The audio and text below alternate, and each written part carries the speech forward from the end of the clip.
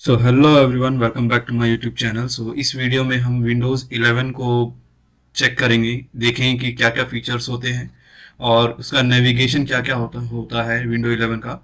तो बेसिकली अगर आप विंडो 10 से विंडो 11 में अगर आपने स्विच किया है तो विंडो 11 को नेविगेट करना इनिशियली थोड़ा सा मुश्किल होता है, लेकिन जैसे जैसे आप विंडो 11 को नेविगेट करना सीख जाते हो वैसे वैसे आप इसके लिए हैबिचुअल हो जाते हो। तो ये वीडियो जो होगा पार्ट 1 होगा, मैं पार्ट 2 आपको इस वीडियो के द्वारा अगली दूसरी पार्ट में आपको बताऊंगा मैं। तो पार्ट 1 के लिए सबसे पहले मैं आपको बताना चाहूंगा कि विंडो 11 का फीचर किस तरह से हम चेक करेंगे और क्या क्या नेविगेशन होगा। तो सबसे पहले जब आप विंडो बूटअप करते हो विंडो 11, तो आपको ये स्क्रीन दिखता है, सामने का स्क्रीन। सबसे पहले मैं डिस्प्ले की बात करना चाहूँ कि डिस्प्ले किस टाइप का होता है। तो अगर आप यहाँ पे देखोगे, हम चलते हैं डिस्प्ले सेटिंग में, सबसे पहले चलते हैं डिस्प्ले सेटिंग में। अगर आप जाओगे तो यहाँ पर आपको इस तरह का कुछ इंटरफेस मिलेगा डिस्प्ले में। अब यहाँ से आप क्या क्या चेंजेस कर सकते हो, आपको सारे नेविगेशन आपको यहाँ पे मिल जाएंगे। आप यहाँ से आप ब्राइटनेस कम कर सकते हो, जैसे आपको ये ब्राइटनेस आप यहाँ से कम तेज करोगे। नाइट मोड अगर आपको चाहिए तो आप इसे यहाँ से एक्टिवेट कर सकते हो। HDR का जो फंक्शन है आपके लैपटॉप के कॉन्फ़िगरेशन पे आपका वेरी करेगा, आपका लैपटॉप का डिस्प्ले रेजोल्यूशन किस टाइप का है, मतलब कि अगर HDR आपको भी सपोर्ट करता है या नहीं करता है। तो यहाँ पर जो है मेरे लैपटॉप पे जो है HDR वीडियो स्ट्रीमिंग सपोर्ट करता है। और इसके बाद यहाँ पे अगर आप देखोगे तो स्केलिंग, यानी आप फॉन्ट साइज यहाँ से इंक्रीज डिक्रीज कर सकते हो। ये जो आपका पूरा जो स्क्रीन है ये आप यहाँ से रेजोल्यूशन सेट कर सकते हो, मतलब आपका जो फॉन्ट साइज हो जाएगा, बड़ा हो जाएगा, छोटा हो जाएगा। जैसे ये मैंने अगर 100% किया है तो ये कुछ इस साइड टाइप का हो गया है। और अगर मैं 150 करता हूँ मैं, तो ये थोड़ा सा और बड़ा दिखता है फॉन्ट। तो इसका जो रिकमेंडेड है वही मैं आपको प्रीफर करूंगा, क्योंकि इसमें आपको दिख जाएगा कि रिकमेंड क्या होना चाहिए। ठीक है, इसके बाद हम चलते हैं स्क्रीन रेजोल्यूशन पे। जैसे कि ये जो मेरा लैपटॉप है ये 15.6 इंच का स्क्रीन है। ये डिपेंड करता है कि आपका पास कौन सा लैपटॉप है। ये जो स्क्रीन है डिस्प्ले रेजोल्यूशन, ये आपके स्क्रीन पे डिपेंड करेगा रेजोल्यूशन। जैसे कि आपके पास अगर 14 इंच का है तो माइट भी आपका हो सकता है कि आपका ये जो 1280x720 हो, या फिर 1366 या 768 रेजोल्यूशन आप यहाँ से चेंज कर सकते हो। तो ये रिकमेंड जो आ रहा है ये मेरे पीसी के लैपटॉप के अकॉर्डिंग आप यहाँ पे रिकमेंड शो हो रहा है। इसके बाद डिस्प्ले रेजोल्यूशन मैंने आपको बता दिया। लैंडस्केप मोड आप यहाँ से चेंज कर सकते हो, पोर्ट्रेट वगैरह। मल्टी डिस्प्ले मतलब आप यहाँ से वो होगा कि अगर आप प्रोजेक्टर वगैरह कनेक्ट कर रहे हो तो प्रोजेक्टर वगैरह कनेक्ट करने के लिए ऑब्वियसली क्या, या तो आप विंडो पी करोगे, तो यहाँ से आप ये भी कर सकते हो, विंडो और पी। तो यहाँ से आप प्रोजेक्ट वगैरह मतलब कनेक्ट कर सकते हो। एडवांस फीचर में चलते हैं, देखते हैं क्या क्या फीचर्स हैं यहाँ पे। तो यहाँ पर आपकी प्रॉपर्टीज बता रहा है कि आपकी इंटरनल डिस्प्ले की प्रॉपर्टीज क्या है। तो अभी इसका जो डेस्कटॉप मोड है ये है, इसका 8 बिट डेप्थ चल रहा है, RGB कलर इसका फॉर्मेट ये है अभी। यहाँ से आप ये चेंजेस कर सकते हो। तो डिफॉल्ट आपको यहाँ पे 6080 दिखेगा, 60 हर्ट्ज ही दिखेगा रिफ्रेश रेट जो होता है। इसके बाद ग्राफिक्स में चलते हैं। ये भी आपके सिस्टम के ऊपर डिपेंड करता है कि किस तरह के ग्राफिक्स आपके सिस्टम पे हैं। तो यहाँ से आप कुछ चेंजेस कर सकोगे। Find the app the list, select choose the custom graphics, मतलब यहाँ से आप कस्टम ग्राफिक्स इस ऐप को यूज अप्लाई कर सकते हो। तो ये था डिस्प्ले के बारे में। और यहाँ से एक चीज और आप चेक कर सकोगे, सेटिंग अप मल्टीपल मॉनिटर, ये भी मैंने आपको बताया। Change, okay, adjust font size, यहाँ से आप अपना जो आपका जो ये जो फॉन्ट है आपकी, बेसिकली आपको ब्राउजर पे ले जाके आपको ये बताएगा कि किस तरह से आप इसे चेंजेस कर सकते हो। तो फॉन्ट वगैरह भी आप यहाँ से चेंज कर सकते हो वैसे, लेकिन अभी मैं सिर्फ डिस्प्ले की बात कर रहा हूँ, मैं तो डिस्प्ले की बात ही करते हैं। इसके बाद अब हम आते हैं स्टार्ट बटन पे। स्टार्ट बटन जो है विंडो 11 का कुछ इस तरह से होता है। यहाँ पे आपको जो है पिंड सारे मिलेंगे या एप्लीकेशन, यहाँ से रिकमेंडेड होगा जो भी आपने पहले खोला होगा। ठीक है, इसके बाद अगर आप देखो तो यहाँ पे आपने जो टास्क बार में आपने जो आइकन आपने पिंड कर रखे ये है। ये अभी को पायलट न्यू वर्जन है आपके लिए। को पायलट जो है चैट GPT की तरह होता है। ये माइक्रोसॉफ्ट का अपना चैट जीपीटी वर्जन आप कह सकते हो। अगर कोपायलट आप रन करते हो तो आप यहाँ से सारे फीचर्स, मतलब अगर आपका इंटरनेट से कनेक्टेड है तो आप यहाँ से कोपायलट में बात कर सकते हो। आप यहाँ से आप अपने सिस्टम को नेविगेट भी कर सकते हो। मतलब कि अगर आप चाहो तो अपनी स्क्रीन को कम ब्राइट भी कर सकते हो या थीम चेंज कर सकते हो। आप इसे बोलोगे तो ये चेंज कर देगा। तो वो मैं अभी यहाँ पे करके नहीं दिखाऊंगा क्योंकि वीडियो लंबा हो जाएगा ज़्यादा। तो कोपायलट को आप मतलब क्या है कि अपनी लैपटॉप की फीचर्स चेंज कर सकते हो। इसके बाद यहाँ पे और भी आइकन्स हैं। ये अगर आप देखो तो यहाँ से आप मल्टीपल डेस्कटॉप इंटरफेस स्टार्ट कर सकते हो।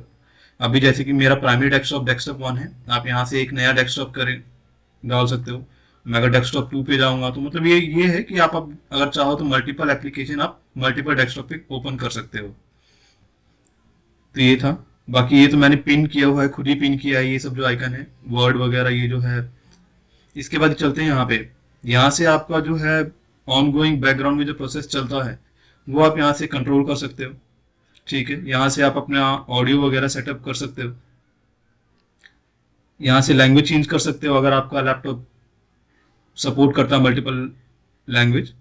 यहाँ से वाईफाई वगैरह सिस्टम आप चेक करोगे, जैसे कि वाईफाई का जो इंटरफेस है, यहाँ पे जितने भी कनेक्शन के जो इंटरफेस है वो इस टाइप का दिखता है।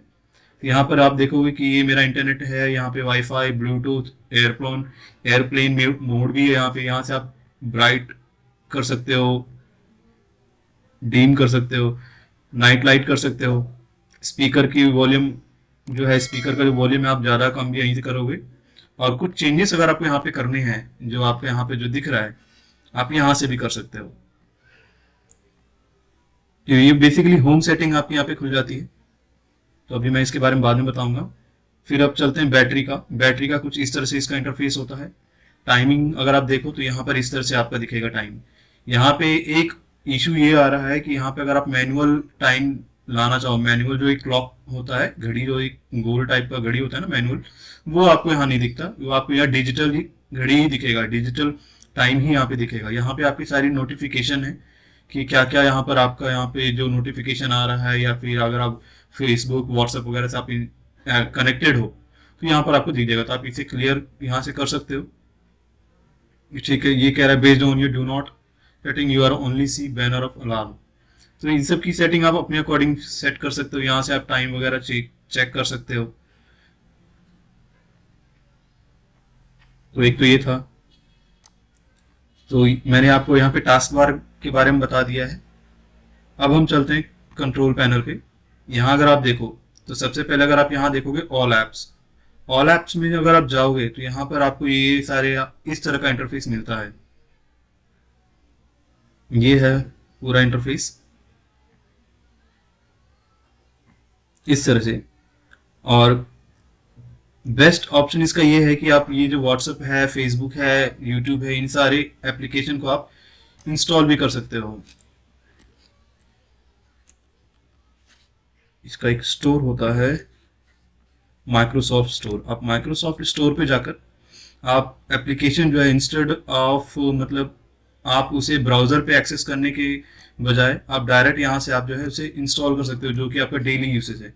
जैसे कि अगर आप चाहो तो यहाँ से आप स्नैपचैट इंस्टॉल कर सकते हो। स्नैपचैट हो गया, इंस्टाग्राम भी आप डाल सकते हो, इंस्टाग्राम भी आ जाएगा आपका यहाँ पे, इंस्टाग्राम आ जाएगा। व्हाट्सएप तो मैंने इसमें पहले से इंस्टॉल कर रखा है, ये व्हाट्सएप मैंने इंस्टॉल किया हुआ है, फेसबुक भी है इसमें। तो आप यहाँ से ये है कि आप कहीं थर्ड पार्टी से डाउनलोड करने के बजाय आप यहाँ से डाउनलोड करो। यहाँ से आप वेरियस गेम भी आप डाउनलोड कर सकते हो। तो रिकमेंड करूँगा कि आप माइक्रोसॉफ्ट स्टोर से ही सारे एप्लीकेशन डाउनलोड करो, क्योंकि बार बार जो है आपको मतलब ब्राउजर पे जाने की जरूरत नहीं होगी। अगर आप यहाँ पे देखोगे तो इतने सारे फीचर ये ऑलरेडी आपको देता है, आप चाहे तो इंस्टॉल करो। और ये ज़्यादा रैम भी नहीं लेता। तो मैंने क्या किया, मैंने यहीं से इंस्टॉल किया है ताकि मेरे सिस्टम का ज़्यादा रैम यूसेज में ना आए। इसके बाद यहाँ पे अगर आप जाओ तो आप सर्च पे अगर क्लिक करोगे तो सर्च पे तो सबसे पहले आपको यहाँ पे जो है कुछ ऐसा इंटरफेस दिखेगा, ये होगा। या फिर अगर आप यहाँ पे देखोगे लेफ्ट साइड में सिर्फ आप अपना कर्सर ले जाओगे ना तो आपको जितनी भी रिसेंट न्यूज हैं ये आपको दिख जाएगा। आपका टाइम वेदर आपको ऐसे दिखेगा, ऐसा इंटरफेस है कुछ यहाँ पे। इसके बाद मतलब ये है आपका वेदर हो गया, न्यूज हो गया, ये आपको यहाँ पे ऑलरेडी जो इंटरनेट के थ्रू आप एक्सेस करते हो यूट्यूब वगैरह पे जानने के लिए, वो आपको यहाँ पे मिल जाएगा। अब सर्च पे चलते हैं। अब हम देखते हैं कंट्रोल पैनल। अगर आप कंट्रोल पैनल पे देखो तो ये वैसे पुराना ही इंटरफेस है, लेकिन थोड़ा सा देखने में अच्छा है इस बार। तो आप यहाँ पे अगर आप जाओ तो यहाँ पे आप लार्ज आइकन करोगे तो इस तरह का इंटरफेस आपको मिलता है। ये सेम ओल्ड इंटरफेस है, लेकिन फीचर्स एडेड हैं इसमें। तो मैं यहाँ पे सबसे पहले क्या करता हूँ, मैं इसको यहाँ में कैटेगरी वाइज डाल देता हूँ। मैं यहाँ से आपको क्या करना है, आप यहाँ पे अपने अकॉर्डिंग यहाँ पे आप चेंजेस कर सकते हो। अपीयरेंस एंड पर्सनलाइजेशन पे आप जाओगे तो यहाँ से आप इस तरह से चेंजेस कर पाओगे। अगर नेटवर्क की सेटिंग आपको चेंजेस करनी है यहाँ पे, तो यहाँ से आप नेटवर्क की सेटिंग पे जा सकते हो। Connect to network, change home page. Uninstall करना है किसी भी एप्लीकेशन को तो आप यहाँ से ऐसे कर सकते हो।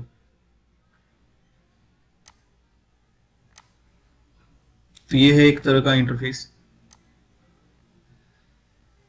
तो फिलहाल इस वीडियो में मैं आपको इतना ही बताना चाहूंगा। नेक्स्ट वीडियो में मैं आपको इसकी आगे की सेटिंग बताऊंगा कि अगर आप और चेंजेस करना चाहो जो कि आपकी रिक्वायरमेंट है तो वो किस तरह से होती है। तो वो उसके लिए आपको नेक्स्ट वीडियो का वेट करना होगा। तो इस चैनल को सब्सक्राइब जरूर कर लें, और अगर आपको वीडियो अच्छा लगा तो सब्सक्राइब करें, ताकि आपको मैं नेक्स्ट वीडियो आपके साथ शेयर कर सकूं, और हो सके तो लाइक भी जरूर कर दें। Till then, thank you for watching this video and have a great day.